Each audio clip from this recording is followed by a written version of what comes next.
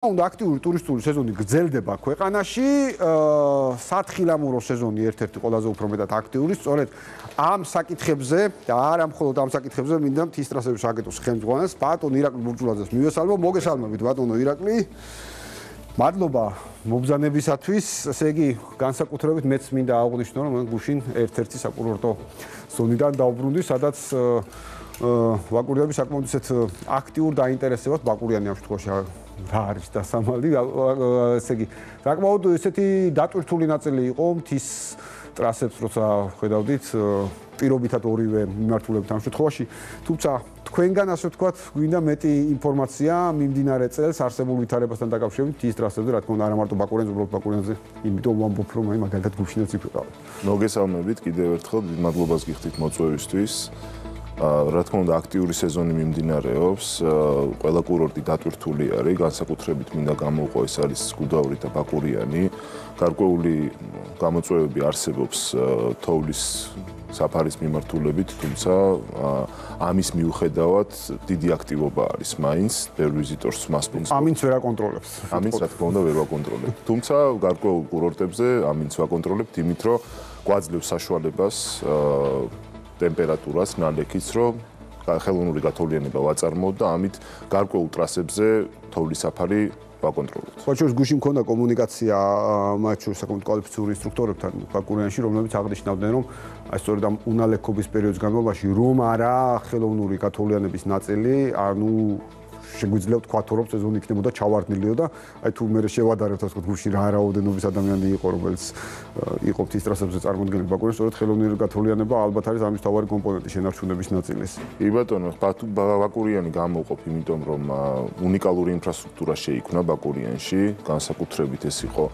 შექმნილი 2023 წლის ჩემპიონატისთვის. ჩვენ განვახორციელეთ საკმაოდ დიდი პროექტები ინფრასტრუქტურულ ნაწილში.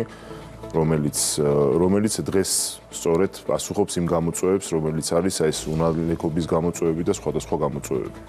რა გეგმები გვაქვს, ასე ვთქვათ, ამ კუთხით, რომ ინფრასტრუქტურის ნაწილი ვახსენეთ, ანუ სად გვჭირდება კიდევ გაუმჯობესება იდეაში პროგრესისკენ მივდივართ ამ ნაწილში, მართლაც ახლა უამინდობას ასე ვაკონტროლებთ, გასაგებია ეს ნაწილი, მაგრამ აი რა გვჭირდება კიდევ უფრო მეტად შესაბამის სტანდარტებთან. ჩვენ ინტენსიურად ვახორციელებთ ინფრასტრუქტურის ნაწილში განვითარებას, განსაკუთრებით 2022-23 წელი იყო სწორედ ბაკურიანის ინფრასტრუქტურის, რომელიც 300 მილიონამდე დაიხარჯა და ჩვენ შევქმნით უნიკალური გათოვლიანების სისტემა, რომელიც 30 კილომეტრამდე იყო, ასევე ორი ტბა, რომელიც ემსახურება სწორედ გათოვლიანების სისტემის და თოვლის წარმოებას, ასევე სამი საბაგირო კომპლექსი მაქამდე, რომელიც ემსახურებოდა ეს ყველაფერი მოემსახურა და დღემდე ემსახურება ვიზიტორებს, ბაკურიანის მსოფლიო ჩემპიონატს მოემსახურა და დღემდე მსოფლიო თასებს და ვიზიტორებს, ანუ ასე ვთქვათ, რეკრეაციას ემსახურება. აი, სწორედ ამ ნაწილზე მინდა გავამახვილო ყურადღება, რაღაცნაირად 2023-დან ხო, თორმე შეიძლება დამკვიდრდა ეს სტანდარტი, რომ ჩვენ ვართ რაღაცა სხვაგან, ასე ვთქვათ, სოფლიო რუკაზე და ყოველ წელს მასპინძლობთ რაღაც გამორჩეულ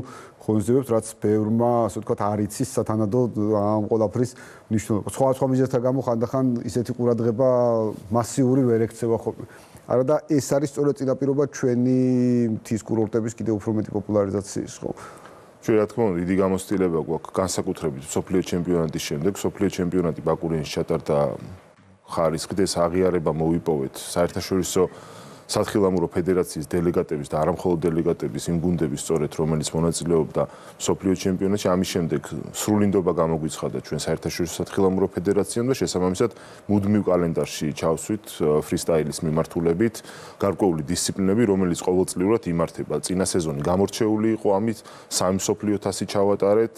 ასევე ჩავატარეთ ახალგაზრდებში მსოფლიო ჩემპიონატი სნოუბორდ კროსის მიმართულებით და შემდგომში კიდე ალბათ ვილაპარაკებთ იმასთან დაკავშირებით, აი სწორედ ამ ბაკურიანმაც მოგცა შესაძლებლობა, რომ კიდე უფრო ახალი პარტნიორობა დაგვემკვიდრებინა Freeride World Tour-თან, რომელიც აბსოლუტურად განსხვავებული პროექტია, მაგრამ საერთაშორისო სათხილამურო ფედერაციის ოჯახის წევრი არის. კი ბატონო, და ეს მნიშვნელოვანი ნაწილი სხვა შორის მე რასაც ვაკვირდები ხა რამოდენიმეჯერ ხას გაუსვი ბაკურიანის თემას, გამოდან იქიდან რომ წლებია მართლაც განუყრელია ჩემთვის ბაკურიანში ყოფნა თუმეტეს ამ სეზონზე. ეხლა რასაც უყურებდი, აი განსაკუთრებით ბოლო 2-3 წლის განმავლობაში უცხოელების რაოდენობა კიდევ უფრო მეტია, განსაკუთრებით მინდა აღნიშნო, რომ აი ევროპელი ტურისტების რაოდენობა კიდევ უფრო მეტია, რომლებიც ტურისტები გულისხმობ ამ შემთხვევაში, რომლებიც უშუალოდ ტრასებით სარგებლობენ. ალბათ ეს არის ის ნაწილი, სწორედ ამ გამოხმაურებების, სწორედ ამ მაღალი რანგის შეჯიბრებიდან გამომდინარე და მათი გაშუქების. სწორედ აი ეს არის ეს ეფექტი და ეს იმას მივახციეთ, რომ სოფლიო რუკაზე მოვინიშნეთ და სწორედ ეს ბაკურიანის ჩემპიონატის აი სოფლიო თასების ეტაპების შემდეგ საკმაოდ დიდი დაინტერესება არის. ეს ვიზიტორი და არამხოლოდ ანუ ევროპელი ვიზიტორი და არამხოლოდ ევროპელი ვიზიტორი სტუმრობს საქართველოს და ყოველწლიურად დინამიკაში ხედავთ, რომ იზრდება ვიზიტორთა რაოდენობა, განსაკუთრებით უცხოელების. გუდაურში მუდმივად იყო, თუმცა გუდაურშიც გაზრდილი არის საერთაშორისო ვიზიტორების რაოდენობა და სხვა კურორტებზეც. ბაკურიანშიც მივახციეთ იმ დივერსიფიკაციას, რომ არამხოლოდ რაღაც ლოკალური კურორტი არის, არამედ საკმაოდ ბევრი ევროპელი და არამხოლოდ ევროპელი ვიზიტორი სტუმრობს და გაზრდილი არის ბაკურიანზე მოთხოვნა. აი ჩემთვის აი მიმდინარე წელი განსაკუთრებით კარგი დასაკვირვებელი იყო და არის ჯერ კიდევ ბუნებრივი ამ ნაწილში. მაგრამ აუცილებლად მინდა გკითხოთ სხვა კურორტებზე, მათ შორის აი თეთნულის მიმართულებაზე, სადაც ასევე მნიშვნელოვანი ღონისძიების მასპინძლობის თემა არის, ხო? კი ბატონო.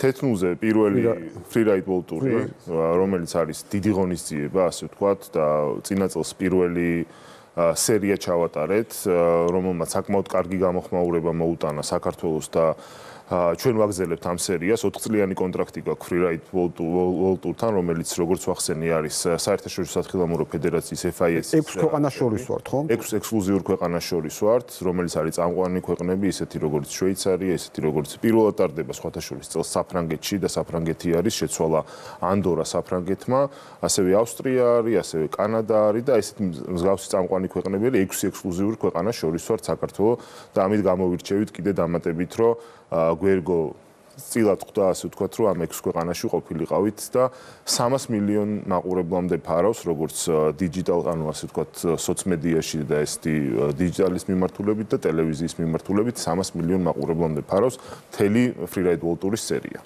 ნუ მაგარია 300 მილიონი მაყურებელი, როცა ისმენს და უყურებს საქართველოს სვანეთს მithumetes ხედავს და მთელი საქართველო, ასე ვთქვათ, შუქდება და კიდევ უფრო განსაკუთრებით აი ამ რაღაც სხვა განსაკუთრებით სტილის ხალხში, ასე ვთქვათ, დაფარულია, როგორც არიან ფრირაიდერები.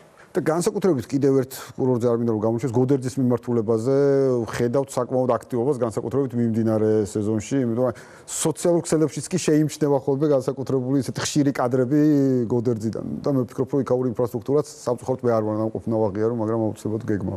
წლევანდელ სეზონზე განსაკუთრებული აქტივობაა გოდერძიზე, მინდა გამოვყო, იმიტომ რომ გარკვეული ის გამოწვევები, რაც აქამდე არსებობდა ინფრასტრუქტურის მხრივ, ეს გამოწვევები, ასე ვთქვათ, აღარ არის შეზარებით გაუმჯობესებული არის ეს ყველაფერი. შემცირებულია თბილისიდან გზა, ასევე ჯავახეთის მიმართულებით. ასევე ბათუმიდან გადაადგილება საკმაოდ კომფორტული არის წინა წლებთან შედარებით, ამიტომ აქტივობა მაღალი არის და ხალხი შეიმჩნევა საკმაოდ ბევრი და მოთხოვნაც ბევრი არის. ბევრი მეკითხება სხვათა შორის და ბევრი გვეკითხება სოციალურ ქსელშიც გოდერძზე დაინტერესება საკმაოდ ისეთი არის. უნდა ვაღიარო მეც კითხეთ შემოსვლამდე, იმიტომ რომ გეგმა ვარ, ასე ვთქვათ, შემდგომ ნაწილს ამ კუთხით და ბოლოს გეგმები მიმდინარე წლის, ასე ვთქვათ, ხო ასევე ეს გასაგებია რომ ოლიმპიადის ნაწილია, მაგრამ ასევე მნიშვნელოვან ღონისძიებას მასპინძლობს, სადაც ბუნებრივია ტრასების გარეშე ეს ყველაფერი ვერ ჩაივლის, ხო?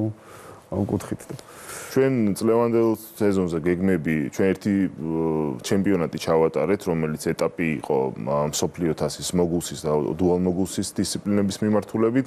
ჩვენ მსოფლიო თასების მიმართულებით ორი ეტაპი დაგვჭირა, რომელიც არის სკიკროსი და სნოუბორდ კროსი, ეს არის თებერვლის ბოლოს და მარტის პირველ კვირაში.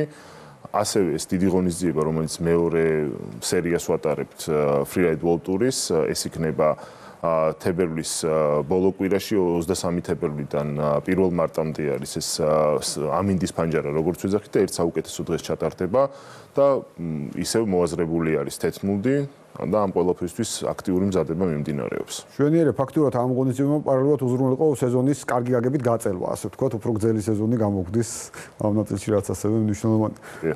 ბატონო ირაკლი, ძალიან დიდი მადლობა. წარმატებები მიმდინარე წელსაც და შემდგომ წლებშიც, ვინაიდან მართლაც აი ბოლო რამდენიმე წელია განსაკუთრებული ყურადღება ექცევა ზოგადად ღვთის კურორტებს, ამ შემთხვევაში ტრასებს, რომელიც ნუ საბიუჯეტო ნაწილია, იმიტომ რომ ღვთის კურორტები მე ტრასების გარეშე უბრალოდ ვერ წარმომიდგენია. წარმატებები კიდევ ერთხელ ბიზნეს ინსაიდერი დაბრუნდება პარასკევს.